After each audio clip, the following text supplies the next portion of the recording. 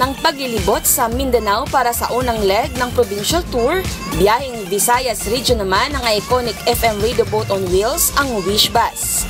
Tuloy-tuloy pa rin ang pag-showcase ng Wish 1075 sa local talents sa mga probinsyang pinupuntahan nito.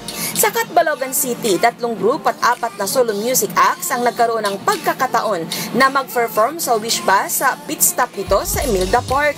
Kabilang dito ang bandang 76 receipts. Mula pang mga ito sa probinsya ng Binira na naglakbay pa ng halos 7 oras para lang maibahagi ang kanilang musika sa mas maraming tao sa pamamagitan ng Wish Bus. Nag-perform ang mga ito ng kanilang original song na Pakiusap Lang. So malaking karangalan na kami ay nandito na makapag-perform sa Wish, and of course we get to play our songs, promote our band, and at the same time to represent our province of Biliran. 2007 pa nang mabuo ang grupo at nagsimulang tumugtog sa iba't ibang events. Sino man yung mga merong interest na mag-music, form a band, make your own songs, sing your own songs.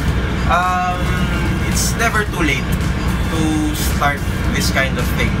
Yun lang yung sa amin. Kami, magkakaibigan kami, pero ano rin naman sa banda. So, mabuting ito yung aming outlet sa trabaho. Nagpakitang gilas rin ng 13-year-old na si AJ Lavilla na tubong Catbalogan. Oh, aking sinta, sa akin di ganda, Hindi naman akalain ni Rosel Salinas na mula sa mga local singing contest na kanyang sinasalihan ay magkakaroon ng pagkakataong makapag-perform sa Wish Bus gaya ng mga iba pang sikat na local at international artist. Sobrang saya kasi noon pinapangarap ko lang to kasi marami akong mga artist na nakikita na yan, pinapangarap ko lang na makapasok ngayon sa Wish Bus. So ngayon natupad na po. Proud naman ang mga taga Samarnon sa talento ng mga local artist ng kanilang probinsya. Mga sikat na mga banda tapos yung mga artista sila Morissette. Parang di mo makapaniwala na nandito talaga sila. Tapos ang ganda ng mga kumakanta sa Hindi ako nag-expect na makikita ko tong bus kasi nakikita ko lang sa YouTube, sa social media. So I'm very happy and grateful na pumunta sila dito sa Catbalogan.